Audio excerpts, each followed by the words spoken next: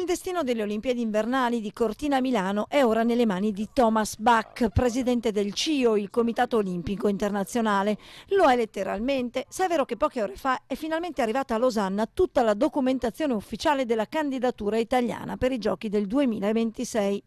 Il dossier, approvato e firmato nel tardo pomeriggio di ieri dal governo, si compone di 40 chiavette USB contenenti tutti i documenti richiesti dal Comitato Internazionale, che il prossimo giugno dovrà scegliere tra l'Olimpiade italiana e quella proposta dalla Svezia con Stoccolma.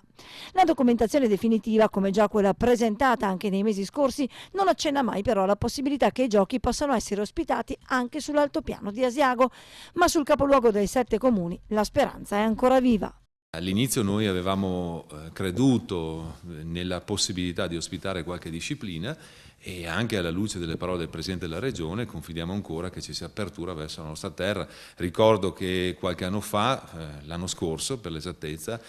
degli atleti della squadra nazionale norvegese sono venuti ad allenarsi proprio sulle montagne nostre, quindi credo che dal punto di vista della qualità dell'offerta dello sci nordico la nostra terra sia assolutamente incomparabile con quella trentina ad esempio dove sono previste attualmente le gare di sci nordico.